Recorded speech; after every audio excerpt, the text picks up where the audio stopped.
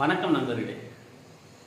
Tails you win, இதுதான் இன்னைக்கு நான் ஷேர் பண்ண போகிறது. அந்த புக்கில் இருந்து சைக்காலஜி மணியிலேருந்து அந்த ஆத்தர் என்ன சொல்கிறாருன்னா, நம்ம வந்து ஒரு 10 விஷயங்களை ட்ரை பண்ணலாம், ஆனால் அந்த 10 விஷயங்களுமே வந்து சக்ஸஸ் ஆகாது.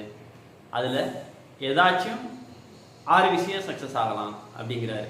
ஸோ அதனால வந்து நீங்கள் வந்து உங்களோட இன்வெஸ்டிங்கில் எல்லா இன்வெஸ்டிங்குமே வந்து ஃபுல்லாக ஆகணும்னா அது நடக்காது.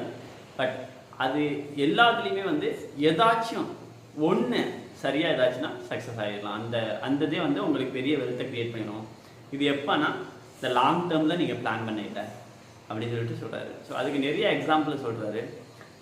அதுக்கு எக்ஸாம்பிளாக வந்து என்னென்னா, ஆப்பிளோட நிறையா ப்ராடக்ட்டு இது பண்ணிடுவாங்க. எல்லா ப்ராடக்ட்டும் சக்ஸஸ் கிடையாது. இந்த ஐஃபோன் தான் அவங்களுக்கு மிகப்பெரிய ப்ராடக்டை சக்ஸஸை கொடுத்துச்சு.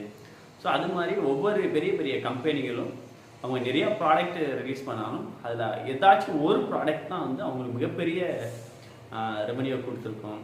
அதே மாதிரி உங்கள் லைஃப்லையும் நீங்கள் நிறையா விஷயங்கள் பண்ணலாம், பட் உங்களோட மேஜர் வெல்த் பில்டிங் வந்து ஏதாச்சும் ஒரு சின்ன விஷயத்தினால இருக்கும் அப்படின்னு சொல்லிட்டு சொல்கிறாரு. அதுக்கப்புறம் வாரன் பஃபெட்டோட இன்வெஸ்டிங்கில் கூட அவர் என்ன சொல்கிறாரு, அவர் இன்வெஸ்டிங் ஒரு 400-500 கம்பெனிகள் எல்லாம் பண்ணலாம், பட் அவரோட மோஸ்ட் ஆஃப் த வெல்த் வந்து ஒரு 10 கம்பெனிலேருந்து தான் வந்திருக்கும் அப்படின்னு சொல்கிறாரு. ஸோ நிறையா விஷயங்களை அந்த புக்கோட ஆத்தர் வந்து சொல்லிகிட்டு இருக்காரு இந்த இடத்துல. ஸோ அதனால் வந்து நீங்கள் ட்ரை பண்ணுற எல்லாமே சக்ஸஸ் ஆகணும்னு இது பண்ணாதீங்க.